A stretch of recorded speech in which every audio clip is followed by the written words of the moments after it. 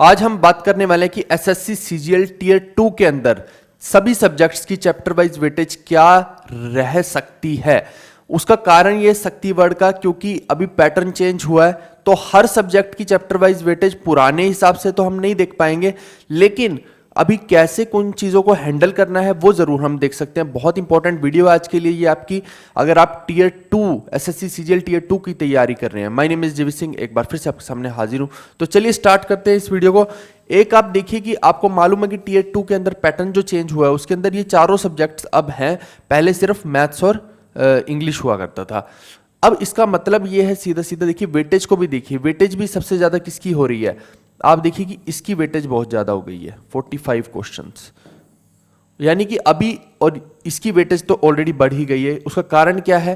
कारण यही है कि इसको टीयर 2 में इसका आना ही इसका सबसे बड़ा कारण है वेटेज का। सिंपल सी बात ये है। तो इसका मतलब है कि ये जो दो सेक्शन है ना, ये बहुत बड़ा मेजर रोल प्ले करने वाले हैं इसके अंदर, क्योंकि इनकी जो वेटेज है कहीं कहीं ज़्यादा है इनकी वेटेज से। तो इसलिए इनके ऊपर तो हमें खासा ध्यान देना पड़ेगा, और स्पेशली इंग्लिश के ऊपर और जीएस के ऊपर। क्यों कह रहा हूं इंग्लिश के ऊपर? क्योंकि अब हो सकता है, जैसा अभी देखिए टीयर 1 के अंदर क्वेश्चंस आए, टीयर 1 को अगर जिसने अभी अभी सीजीएल टीयर 1 दिया है तो उसको इतना पता है कि कुछ शिफ्ट्स ऐसी रही हैं जिनके अंदर इंग्लिश का थोड़ा सा डिफिकल्ट लेवल आया। आओ हम थोड़ा थोड़ा चीज़ें देख लेते हैं। जैसे कि एग्जाम्पल के तौर पे मैं बताता हूँ, एक शिफ्ट में कैसा रहा कि ऑप्शंस दे रखे थे, कोई क्वेश्चन पूछ लिया, ऑप्शन दे रखे थे। अब यहां पे उसका उत्तर तो था ऑब्वियसली, लेकिन एक ऑप्शन भी था ओब्लिवियसली, कुछ ऐसे लिख दिया उसने, ठीक है, बीच में एक वी लगा दिया। ध्यान देना इस चीज का। तो दोनों दिखने में एकदम सेम है। मान लो कि किसी बच्चे की इस पे नजर गई तो वो तुरंत इसको मार्क कर देगा, जबकि उत्तर था ऑब्वियसली। कहने का मतलब एक छोटा सा ओब्लिवियसली और ऑब्वियसली, दोनों साउंड भी सेम करते हैं, दिखने में भी सेम है, जानबूझ के ऐसी चीजें की जा रही हैं। दूसरा मैं आपको बताता हूं इंग्लिश में क्यों इंग्लिश का इंपॉर्टेंस है ज्यादा, कि आप देखिए कि इंग्लिश के अंदर क्या है कि वो अब सेंटेंस देता है, सेंटेंस के बाद वो बोलता है कि इस सेंटेंस में किसी चीज का, मान लो कि वो बोलेगा कि मोशन का इस पूरे के पूरे सेंटेंस में एंटोनिम क्या है। मान लो एक था कि he is standing on A wall, ठीक है, ऐसे ऐसे करके था, he is standing on A wall, कुछ इस तरह का। तो वो बोलेगा कि मोबाइल का एंटोनिम क्या है, तो आप बोलेंगे स्टैंडिंग है। इस तरह से वो दे रहे हैं, यानी सेंटेंस में देख के आपको बताना है। इस तरह से इंग्लिश के अंदर देखिए चेंजेस इंट्रोड्यूस हो रहे हैं। कुछ शिफ्ट्स आप देखेंगे जिसके अंदर इडियम फ्रेजेस पूछे ही नहीं जा रहे हैं, और कुछ शिफ्ट देखेंगे जिसके अंदर क्या है कि क्लोज टेस्ट का लेवल अच्छा खासा कर दिया गया है। तो उसमें क्या है कि वो जो बीच में क्लोज टेस्ट के इडियम फ्रेज को पूछ रहा है, और वन वर्ड सब्स्टिट्यूशन कई बार पूछ ही नहीं रहा, कहीं पे पूछ रहा है कहीं पे नहीं पूछ रहा है, तो वो क्या कर रहा है, बीच में इंट्रोड्यूस कर रहा है क्लोज टेस्ट के इन चीज़ों को। यानी कि हमें अब चीज़ों को थोड़ा सा अलग तरीके से भी इसके अंदर देखना पड़ेगा, सिर्फ हम पुरानी चीज़ों को नहीं देख सकते हैं। और 45 क्वेश्चंस तो अपने आप में बहुत ज़्यादा हो जाएंगे टीयर 2 के अंदर। आप देखिए अब इसके अंदर क्या है कि इंपॉर्टेंस किसकी सबसे ज़्यादा रहेगी, इस 3 सेक्शंस की, जंबल्स, क्लोज टेस्ट और रीडिंग कॉम्प्रिहेंशन की इंपॉर्टेंस सबसे ज़्यादा रहेगी। सभी सेक्शंस हम डिस्कस कर लेंगे अभी। क्यों रहेगी? क्योंकि ये सारे समझने वाले पार्ट हैं, और अगर उसको थोड़ा सा टफनेस लेवल बढ़ाना तो वो इसी में बढ़ाएगा। जैसे जंबल्स है तो बैंक में क्या होता है, PQRSTUVW ऐसे करके बढ़ा सकता है वो, या तो इस तरह से लेवल बढ़ाया जा सकता है कि इनको नंबर को बढ़ा दिया जाए, तो इसमें टाइम लगेगा आपको, ठीक है, तो लेवल अपने आप एक तरह से चेंज हो गया उसका। या फिर इस बार उसने क्या किया पेपर के अंदर, जैसे PQRS है ना, तो PQRS, अब मान लो कि वो ऐसा क्वेश्चन आ जाए जिसके अंदर आपको लग रहा हो कि इसका उत्तर P के बाद R भी हो सकता है और P के बाद S भी हो सकता है। इस तरह का भी कंफ्यूजन उसने क्रिएट किया है कुछ सेट्स के अंदर। जब आप देखेंगे कुछ शिफ्ट्स के अंदर तो आपको दिखेगा ये चीज। जैसी आंसर की जाएंगे हम डिस्कस कर लेंगे, पूरी एनालिसिस भी करके दिखा दूंगा आपको मैं, ठीक है। तो ये अपने आप में बहुत इंपॉर्टेंट चीज़ है। ये मैं एक एग्जांपल के तौर पे मैंने आपको डिस्कस किया है कि इस तरह से चीज़ें या तो नंबर के हिसाब से लेवल चेंज या फिर लेवल के हिसाब से लेवल चेंज हो जाएगा। तो थोड़ा सा इन चीज़ों पे हमें ज़्यादा ध्यान देना है। और आरसी को, क्योंकि ये 45 क्वेश्चन आने, तो इसका मतलब है कि आरसी भी आने वाला है, रीडिंग कॉम्प्रिहेंशन भी आएगा और क्लोज टेस्ट भी आएगा ही आएगा। इसीलिए इतनी ज़्यादा वेटेज रखी है इंग्लिश की इन्होंने। तो इसको भी थोड़ा इन्फ्रेंशियल कर दिया तो फिर समस्या है, इनके ऊपर ज़्यादा प्रैक्टिस करनी पड़ेगी। बाकी ये जो नरेशन एक्टिव पैसिव है ये फ्री के नंबर होते हैं, इसमें कोई समस्या आएगी नहीं। अगेन वन वर्ड सब्स्टिट्यूशन भी एक फ्री का नंबर है, लेकिन अब नए वन वर्ड सब्स्टिट्यूशन कुछ शिफ्ट्स में पूछे जा रहे हैं, कुछ में नए इडियम फ्रेजेस पूछे जा रहे हैं। कहने का मतलब है कि अब सिर्फ प्रीवियस ईयर पे डिपेंड आप नहीं रह सकते हो, और हम कोशिश करेंगे अभी अगले 10-15 दिनों के अंदर, थोड़ा सा इंतजार कीजिए, हमारा बहुत सॉलिड हम इसके लिए कंटेंट बना रहे हैं ताकि आपको हेल्प हो जाए। ठीक है, ये तो हो गया इंग्लिश का, जिसमें मैंने पूरा आपको बता दिया कि इंपॉर्टेंट क्या है। एक और मैं बता दूं कि अगर आप टेक्स्ट बुक का पास आपके पास नहीं है तो आपको मैं बता दूं अभी CHSL लाइन में पड़ा है, GD लाइन में पड़ा है, उसके बाद फिर MTS भी आ जाएगा, और CGL का Tier 2 तो है ही है। तो कहने का मतलब है ये सभी एग्जाम लाइंड अप है पूरे के पूरे। तो अभी आपके पास टाइम है, अगर आप टेक्स्ट बुक का पास लेना चाहते हो तो सबसे सबसे कम प्राइस पे मिल रहा है 269 रुपीज़ का केवल एक साल का पास, और लाइफ टाइम का 449 का। तो ये GV10 कोड जैसे ही इसको यूज़ करेंगे आप, नीचे एक लिंक दिया मैंने डिस्क्रिप्शन में, वहाँ जाके इस कोड को यूज़ कर लेना, तो वहाँ पे आपको 269 रुपीज़ का वो पास पड़ जाएगा, जिसकी की कॉस्ट बहुत ज़्यादा पहले रहती है। कई लोगों ने पहले 400 का भी खरीदा था, किसी टाइम पे 500 का खरीदा था, आज 269 का है। ठीक है, और इसमें सभी के सभी जितने भी एग्जाम से सब कवर्ड है। तो जितने भी CHSL GD वाले बच्चे हैं, चाहे CPO वाले, MTS वाले, सब इसको ले सकते हैं, एक ही पास में सभी एग्जाम्स कवर्ड हैं। चलिए, लिंक डिस्क्रिप्शन में डाल दिया मैंने, वहाँ जाके देख सकते हैं। नेक्स्ट है कि मैथ्स की चैप्टर वाइज वेटेज देखो किस तरह से रहेगी। मैं आपको बताता हूँ कि अगर उसे थोड़ा सा भी पेपर को टफ करना है तो अब आप चीज़ों को Tier 2 के हिसाब से मत देखो कि पहले जो Tier 2 होता था उसमें ये होता था। अगर उसे थोड़ा सा भी टफ करना है तो वो क्या करेगा, इसको टफ करने की कोशिश ज़्यादा करेगा। इसमें लैंग्वेज का इतना बड़ा गेम प्ले वो कर सकता है कि पूछो मत। तो यानी कि कहने का मतलब है यहाँ पे जो सबसे इंपॉर्टेंट चैप्टर हैं अरिथमेटिक में, वो अगर आपको परसेंटेज नहीं आता तब नहीं आप कुछ कर सकते, आपको रेशो नहीं आता तब नहीं कर सकते। ये दो हैं जो ये बैकबोन है, तो ये दो आपको अच्छे से आने चाहिए। और प्रॉफिट लॉस के क्वेश्चन इस साल भी उसने कुछ क्वेश्चन प्रॉफिट लॉस के, वो हमेशा आप क्या कर रहा है, लेवल कहाँ पे बढ़ा रहा है, प्रॉफिट लॉस में बढ़ा रहा है। तो थोड़ा सा आपको इन चीज़ों को अच्छे से सीख के प्रॉफिट लॉस की अच्छे से प्रैक्टिस करनी पड़ेगी। इसके अलावा मैं आपको बोलूँ तो आप SICI को अगर चाहें तो इग्नोर कर सकते हैं, क्योंकि क्या हो रहा है कि उसके कुछ क्वेश्चंस आसान ही पूछ रहा है, तो वो नॉर्मल फॉर्मूला भी अगर लगा देंगे तो हो जाएगा। लेकिन अगर Tier 2 में मुश्किल पूछा SICI का क्वेश्चन तो उसमें टाइम कंज्यूम ज़्यादा होगा। और समस्या ये है हमारे साथ कि हमारे पास टाइम बहुत कम है। एक तो मैथ्स और रीजनिंग को एक साथ डाल दिया है तो इसलिए टाइम कम है। तो आप थोड़ा सा भी लंबे क्वेश्चन पे जाने की अप्रोच अगर रखेंगे तो एकदम खराब हो जाएगा काम। आपको छोटे क्वेश्चन पहले अटेम्प्ट करने हैं, ना कि जो बहुत ज़्यादा लेंदी है। ठीक है जी। तो इसके अलावा टाइम स्पीड डिस्टेंस और टाइम वर्क में तो हो सकता है इतने खतरनाक क्वेश्चन ना बने, लेकिन टाइम स्पीड डिस्टेंस में डिफिकल्ट क्वेश्चन बनाए जा सकते हैं। तो अगेन ये दोनों को आपको प्रैक्टिस करनी पड़ेगी थोड़ी सी। छोड़ना क्या वो मैंने ऑलरेडी बता ही दिया आपको। और एक मैं आपको बता देता हूँ कि जो प्रोबेबिलिटी है और स्टैट्स है। अब देखो कि इसके अंदर जैसे DI दे रखा है, जरूरी नहीं है कि अब DI अरिथमेटिक वाला आए। ठीक है, जरूरी नहीं है कि वो जो इसके ऊपर percentage based, ratio based DI आ जाए, वो स्टैट्स बेस्ड DI भी डाल सकता है। तो अगेन ये आपको पहले पता होना चाहिए कि MTS CPO CHSL में कभी कभी ये आता था और ये आ भी रखा है, तो देख लेंगे एक बार, इसको भी डिस्कस कर लेंगे। ठीक है, तो ये जो है वैसा अगर DI आ गया तो फिर आपको थोड़ा सा वो मीन, मीडियन, मोड कुछ भी निकालने को बोल सकता है कि किस रेंज में पड़ रहा है ये। तो ये थोड़ा सा आपको देखना पड़ेगा, इंपॉर्टेंट है ये। जरूरी नहीं आप DI की एक्सपेक्टेशन वैसी मत लगा के जाना, ऐसी हो सकता है, मैं बता रहा हूँ आपको। ठीक है, और प्रोबेबिलिटी के क्वेश्चन, एक क्वेश्चन तो पक्का आपको देखने को मिलेगा, अगर उसने ऐड किया तो पक्का देखने को मिलेगा। और नंबर सिस्टम जो है, नंबर सिस्टम में भी देखिए कि बहुत सारे कुछ क्वेश्चन, कुछ टाइप्स ऐसे होते हैं नंबर सिस्टम में जो बहुत लेंथी चले जाते हैं, कि उसको करेंगे तो एक दो टाइप ऐसे हैं, उनको आप छोड़ना चाहे तो छोड़ सकते हैं, बाकियों को कर लीजिए। और अभी आपके पास इतना भी टाइम नहीं है कि आप बहुत कुछ ही कर सकते हैं। एक लिमिटेड टाइम है जिसके अंदर लिमिटेड चीज़ें की जा सकती हैं। अरिथमेटिक के लिए तो मैं आपको बता रहा हूँ कि हमने 950 क्वेश्चन, 950 क्वेश्चन की एक PDF कोर्स ऑलरेडी Tier 2 के हिसाब से बना रखा है। वो कैसे लेना है वो वीडियो के एंड में आप देख लीजिएगा तो आपको समझ आ जाएगा। ठीक है। इसके अलावा एडवांस की बात करें तो हो सकता है कि बहुत सारे बच्चों ने अभी टीयर 2 के अंदर, जो बच्चे बिगिनर्स हैं ना, उन्होंने क्या किया होगा कि टीयर 1 के अंदर जब तैयारी कर रहे थे तो बहुत सारे टॉपिक छोड़ दिए होंगे। मैंने खुद भी बोला था कि ज्योमेट्री को छोड़ देना, मेंसुरेशन को छोड़ देना। अब हो सकता है कि ट्रिग्नोमेट्री अलजेब्रा तो आपने कर रखे होंगे। देखिए ये इतने मुश्किल टॉपिक नहीं जितने कि ये दोनों हैं, ये लेंदी हैं। मुश्किल ना कह के मैं लेंदी कहूंगा इनको। तो इन दोनों टॉपिक्स को अब आपको करना ही पड़ेगा। ये टाइम कंज्यूमिंग है, तो आपको मैं बताऊं कि ज्योमेट्री को आप हमारा जो फ्री वीडियो कोर्स है यूट्यूब पे उससे देख लेना, जल्दी हो जाएगी एज कम्पेयर टू कि किसी की 40 50 60 घंटे की ज्योमेट्री देख रहे हो। इतना लंबा तो टाइम अगर आपने देखने में लगा दिया तो कब उसको प्रैक्टिस करोगे, समझ रहे हो? बहुत समय खराब हो जाएगा आपका। ऐसी जो मेंसुरेशन है, मेंसुरेशन में भी आपको सेलेक्टिव होना पड़ेगा कि स्लांट एज, स्लांट हाइट, उसके वाले जो क्वेश्चन है वो जरूर करके जाओ आप।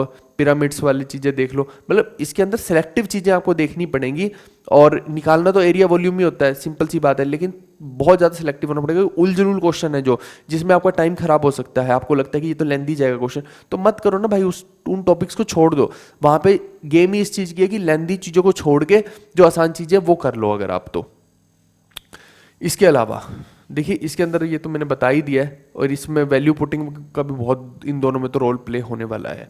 तो इनको सिलेक्टिवली करना है, ये मैंने ऑलरेडी आपको समझा दिया है। अब हम रीजनिंग के ऊपर आते हैं। रीजनिंग में देखिए अभी क्या पूछा गया है, जिस तरह से अभी हमने टीयर 1 को देखा, क्योंकि लेटेस्ट पैटर्न को देखा जाता है हमेशा। ये नहीं कि पुराने सब कुछ पुराना देखने बैठ जाएंगे, पुराना भी देखो लेकिन लेटेस्ट को पहले जरूरी है देखना। तो लेटेस्ट में आपने देखा कि वो इस तरह से, मान लो एग्जाम्पल के तौर पर बता रहा हूँ, ये जो अल्फाबेटिकल सीरीज होती है ना, मान लो एग्जाम्पल के तौर पे कह रहा हूँ, कोमा, यहाँ पे क्वेश्चन मार्क और यहाँ पे ZXPO, कुछ भी एग्जाम्पल के तौर पे बता रहा हूँ, ये मेरे को नहीं पता कि ये सीरीज बन रही है कि नहीं।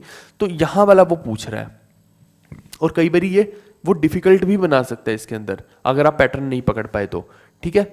या फिर वो एनालॉजी वाले दे रहा है कि इस तरह से दो दे देगा कि इन दोनों में एक रिलेशन है, इन दोनों में एक रिलेशन है, 4 ऑप्शन दे देगा कि उनमें बताओ कि किसमें नहीं है। एक तो ये जो नहीं वाली समस्या है ये सबसे बड़ी है कि सबको चेक करना पड़ता है। इसमें क्या होता है, टाइम खराब होता है। और टीयर 2 के अंदर सबसे बड़ा गेम क्या होने वाला है, मैंने बोला ना मैथ्स और रीजनिंग एक साथ है, तो टाइम का होने वाला है। तो अगेन समस्या फिर आ जाएगी आपको कि इस टाइप के क्वेश्चन, अल्फाबेटिकल सीरीज जो है, इसको आप अच्छे से कर लेंगे तो आपको हेल्प हो जाएगी। अल्फाबेटिकल सीरीज के अलावा एक और मेरे दिमाग में आ रही थी, बहुत जरूरी था यार इसके अंदर बताना, हाँ, जो साइन इंटरचेंज, मैंने यहां लिखा क्या, हाँ ये रहा, साइन इंटरचेंज है। तो वो बोलेगा कि जैसे मल्टीप्लाई को बोल देगा कि इसको आप डिवाइड ट्रीट करो, डिवाइड को बोलेगा कि इसको आप मल्टीप्लाई ट्रीट करो। लेकिन साथ में अगर उसने ये भी बोल दिया कि 9 को वो बोलेगा 7 ट्रीट करो, 7 को 9 ट्रीट करो, ये डबल वो हो गया काम एक तरह से आपके लिए, ठीक है, डबल काम हो गया। साइन के साथ साथ डिजिट्स को भी इंटरचेंज कर दिया। अब यहां पे फिर वो जब ये पूछ लेता है ना कि कौन सा रिलेशन जो है ऑप्शन में सही नहीं है, तब समस्या है, तब किस्मत का गेम आ जाता है। इसमें 2 मिनट भी खराब हो सकते हैं। ऐसे क्वेश्चन को पहली गो में हमेशा छोड़ देना चाहिए, क्योंकि ये आपका टाइम किल करेंगे और कुछ नहीं है। पहली गो में छोड़ दो। वैसे तो मैं कहता हूं कि इसकी प्रैक्टिस इतनी करके जाओ कि ये क्वेश्चन आ जाए ना तो तुम तुरंत कर डालो। तुम्हारी प्रैक्टिस स्पीड इतनी बना के जाओ इन टाइप की चीजों में। तभी तो मैं बता रहा हूँ चैप्टर वाइज वेटेज का मतलब क्या है कि स्पीड कहाँ पे बनानी है। इस सारी गेम ही स्पीड की है, तो साइन के अंदर स्पीड बनाओ, सीरीज में चाहे नॉर्मल सीरीज है चाहे अल्फाबेटिकल सीरीज है उसमें स्पीड बना लो, कोडिंग डिकोडिंग में स्पीड बना लो।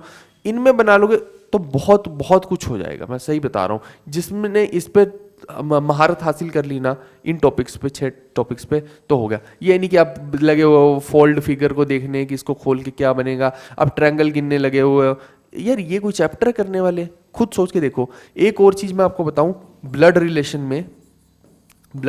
में थोड़ा सा वो डिफिकल्ट चीजें बना सकता है। और वो फिर क्या करता है, वो जैसे $A का मतलब है कि A B की माँ है, B#C का मतलब है B C का बाप है, ऐसे करके वो दे देगा। फिर वो ऑप्शन में भी ऐसे करके देगा कि $P$C*M, ये कितना भी लंबा दे देगा। और वो 4 ऑप्शन जब देता है ना तो वो पूछ क्या रहा है, वो बोलता है कि C जो है ना वो M की आंटी है, ये कौन सा कोरिलेशन बता रहा है। अब फिर वही समस्या तो ये है कि ये सीधा सीधा नहीं पूछ रहा है, ये ब्लड रिलेशन को इतना घुमा के पूछ लिया इसने, तो यहाँ पे टाइम किल हो सकता है। तो ब्लड रिलेशन के क्वेश्चन इस तरह के करके जाने। बैंक में इस तरह के क्वेश्चन नहीं पूछे जाते थे, बैंक में अलग तरीके से पूछे जाते कि उसके मौसी का, चाचे का, बेटे का भाई वो क्या लगेगा तुम्हारा, इस तरह से पूछा जाता है। यहाँ पे ऐसा नहीं है, यहाँ पे अलग तरीके से पूछे जा रहे हैं। तो आपको इसी पैटर्न के क्वेश्चन जो है करके जाने हैं। कोशिश करूंगा कि इसके लिए भी मैं रीजनिंग के लिए भी कुछ ना कुछ आपके लिए बना दूं। हम बैक एंड पे बहुत मेहनत कर रहे हैं इसके लिए, तो अभी 10-15 दिन अगर रुक जाओगे, कोई कोर्स आपको और लेने की जरूरत नहीं पड़ेगी, सब कुछ इसी पीडीएफ कोर्स में हो जाएगा, लेकिन उसके लिए 10-15 दिन आपको रुकना पड़ेगा, ठीक है। जीएस की बात करता हूँ, करंट अफेयर पिछले इस बार इसने क्या किया कि लेटेस्ट पूछे हैं करंट अफेयर, ऐसा नहीं किया कि 10-10 साल पुराने पूछ लिए, लेकिन स्टिल यार 1-2 साल पुराने इसने वो भी पूछे हैं।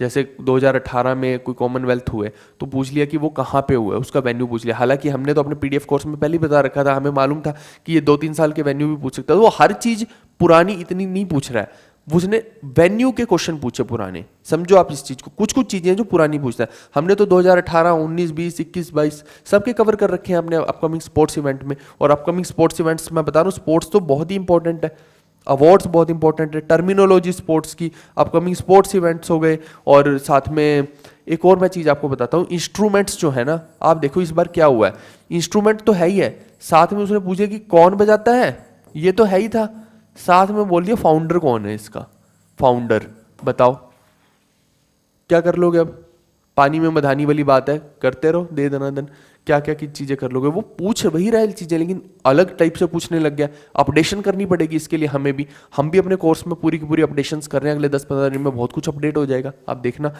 ठीक है। ये हो गया। इसके अलावा वो कैसी चीजें पूछ रहे, फेस्टिवल है, जैसे मान लो हॉर्नबिल है, हॉर्नबिल ये जो है फेस्टिवल, अभी तक हम नागालैंड के आई थिंक है ना, यही पूछता था अभी तक, हम भी यही करते थे कि कहाँ का है। अब पूछता है डेज, कितने दिन के लिए मनाया जाता है, शायद 10 दिन के लिए मनाया जाता है, ये पूछ रहा है। सिर्फ यही नहीं पूछ रहा, कुछ शिफ्टों में पता क्या पूछ रहा है, कौन से सीजन में मनाया जाता है। ये मैं एग्जाम्पल के तौर पे उठाया मैंने, कोई भी फेस्टिवल हो सकता है, कौन से सीजन में, विंटर में, स्प्रिंग में, ऑटम में। यानी आपको अब फेस्टिवल्स को भी याद करना है, नॉर्थ ईस्ट के फेस्टिवल्स को, साउथ को, तो आपको अपडेशन के साथ याद करना है। आपको कितने दिन के लिए मनाया जाता है, कौन से सीजन में मनाया जाता है, ये भी याद करना है। हर साल अपडेशंस आती हैं हमारी पीडीएफ में, और हम अभी बहुत सारी अपडेशंस इसके अंदर 10-15 दिनों में कर देंगे। और अभी बहुत डिफरेंट चीज़ आने वाली है आपके लिए, मैं बता रहा हूँ, अभी वो थोड़ा सा आपको वेट करना पड़ेगा। तो ये सभी टॉपिक्स जो हैं, अभी केमिस्ट्री से देखिए, मैंने हमेशा बोला कि केमिस्ट्री को वेटेज ज़्यादा दे रहा है बायो से, तो केमिस्ट्री के क्वेश्चन हर शिफ्ट में ज़्यादा आए हैं, बहुत सारे क्वेश्चन आए हैं। और हिस्ट्री के क्वेश्चन तो आते ही हैं, ऐसा कभी नहीं हुआ कि हिस्ट्री के क्वेश्चन ना आए, हिस्ट्री के क्वेश्चन अभी भी आ रहे हैं। पॉलिटी के नहीं आए कई शिफ्टों में, पता है आपको ये बात, पॉलिटी के क्वेश्चन कई शिफ्टों में नहीं आए, जबकि हिस्ट्री के हर शिफ्ट में आए हैं, ज्योग्राफी का हर शिफ्ट में पेपर में आ रहा है। और मैं बताऊं कि एक शिफ्ट में आया था, जैसे अर्थ के क्रस्ट की लेयर, मेंटल कोर, इनकी जो थिकनेस कितनी होती है, तो मैंने अपने कुछ स्टूडेंट्स को बताया था। ऑफलाइन भी देखिए बहुत सारे लोग मेरे से बातचीत करते रहते हैं, मैंने उनको बोला था कि मैंने कहा कि ऐसा करना, जो एटमॉस्फेयर की लेयर्स है ना, उनकी लेंथ जरूर याद करके जाना। और अगले दिन एटमॉस्फेयर की लेयर्स लिथोस्फेयर का आया था, आप देख लेना चाहे, लिथोस्फेयर की लेंथ पूछ ली उसने, तो ये हुआ है, ठीक है। तो ये जीएस की चीज़ें मैंने इंपॉर्टेंट आपको बता दी हैं। जो इसका पीडीएफ कोर्स है, अभी तो हम बहुत नई चीज़ भी आने वाली 10-15 दिनों में, लेकिन आप अभी चाहें तो इस चीज़ को ले सकते हैं, क्योंकि 10-15 दिन के बाद जो आने वाली है वो पूरा कंप्लीट पैकेज आने वाला है। तो इसके लिए हम कोई प्रोविजन रख देंगे, तो वो वैसे भी कॉस्टली ही रहने वाला है, तो अभी आपको फ़ायदा हो जाएगा। ये जो पीडीएफ कोर्स है, इसके अंदर 67 फोल्डर्स हैं पूरे के पूरे, ठीक है। और जीएस अब आपको शुरू से ही करके चलनी पड़ेगी, सिंपल सी बात ये है। तो ये आप देखिए कि इसके अंदर हमने 7th और 8th नंबर फोल्डर ये पूरे का पूरा बना रखे हैं। इसमें आप जब देखेंगे 7 और 8 नंबर फोल्डर जो होते हैं ना हमारे, उनके अंदर हम ज़्यादा अपडेशंस करते हैं। और एक 10 नंबर फोल्डर है आर्ट एंड कल्चर का, उसके अंदर भी कुछ ना कुछ अपडेशंस होती रहती हैं। ये 7, 8 और 10 ये 3 फोल्डर में हमने बहुत सारी नई चीज़ें हम लोग डालते रहते हैं। और इसमें कंप्लीट पैकेज है पूरा, हिस्ट्री, पॉलिटी, ज्योग्राफी, जितने भी टॉपिक्स हैं, इकोनॉमिक्स, साइंस कंप्लीट, ये सब कुछ है इसके अंदर। देखिए ये पिछले साल के हमारे अपडेशंस थे, ये हमने अपडेट किया था, लेकिन इस साल के अपडेशंस और आने वाले हैं, नए अपडेशंस, ठीक है। ये तो हमने अपडेट कर ही दी हैं चीज़ें, जैसे कि मैंने अभी आपको एग्जांपल के तौर पर बताया ना कि वो म्यूजिक इंस्ट्रूमेंट के साथ उसके फाउंडर भी पूछने लग गया, वो फेस्टिवल के साथ उसके डेज, उसमें कौन से दिन मनाया जाता है, कितने दिन तक मनाया जाता है, कौन सी ऋतु में बनाया जाता है वो भी पूछने लगे, तो वो भी हम अपडेशन बहुत सारी आने वाली हैं अभी, ऐसी पूरी सीक्वेंस रहेगी अपडेशंस की, ठीक है, वो आएगी अभी। तो ये जो कोर्स है पूरे का पूरा जीएस का, ये 198 का है आज की डेट में, और अर्थमेटिक का अगर आप लेते हैं तो 199 का है। ये टियर 2 के हिसाब से है, ठीक है, अर्थमेटिक का। इन दोनों का कॉम्बो जो है वो 299 का है। तो आप टियर 2 के स्टूडेंट हैं तो आप ये 299 वाला कोर्स लीजिए। और अभी जो आगे रीजनिंग का, इंग्लिश का, कंप्यूटर का बहुत कुछ होने वाला है वो मैं आपको बता दूंगा, 10-15 दिन रुकिए। तो जिसने ये लिया होगा ऑब्वियस सी बात है कि उसको वो जो बाकी का बचा हुआ कोर्स है वो कम रेट पे ही मिलेगा, क्योंकि इस कोर्स की खुद की वैल्यू भी अब बढ़ने वाली है 10-15 दिनों में। तो आप देखिए, ये ऑलरेडी 50% ऑफ पे हम दे रहे हैं, अब सब ऑफ बंद होके इसकी वैल्यू ऑलरेडी बढ़ जाएगी। और जो नया कोर्स आएगा उसकी वैल्यू तो ऑब्वियस सी बात है हाई रहेगी। तो जिसने ये लिया होगा उसको बेनिफिट ही होगा, ये मैं अभी आपको बता रहा हूँ, ठीक है। इस वाले पूरे पैकेज को हम क्लोज अप देके नया वाला बनाएंगे, जिसके अंदर ये तो रहेगा ही रहेगा, साथ में और आएगा।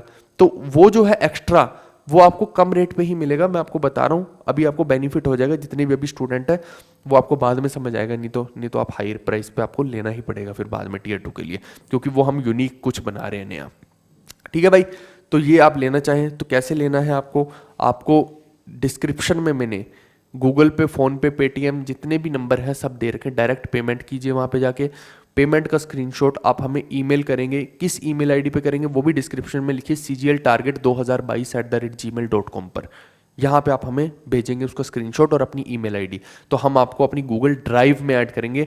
अगेन मैं क्या बोल रहा हूँ, ड्राइव में, ड्राइव ऐसी दिखती है, ठीक है। उसमें यहाँ पे शेयर्ड सेक्शन आपको देखना, कुछ बच्चे फाइल सेक्शन देखते रहते हैं, बोलते सर आपने 2-4 फाइलें दी हैं हमें, 67 फोल्डर देंगे, शेयर सेक्शन में दिखेंगे वो, ठीक है भाई। आई होप कि आज का सेशन आपको समझ आया होगा। हम मिलते हैं नेक्स्ट सेशन में। अगर आप ये लेना चाहते हैं तो डिस्क्रिप्शन में पूरी प्रोसेस लिखिए, जाइए और लीजिए, और टेक्स्ट बुक का लिंक भी मैंने डिस्क्रिप्शन में दे दिया। चलिए हम मिलते हैं नेक्स्ट वीडियो में, bye bye, take care, see you, love you all.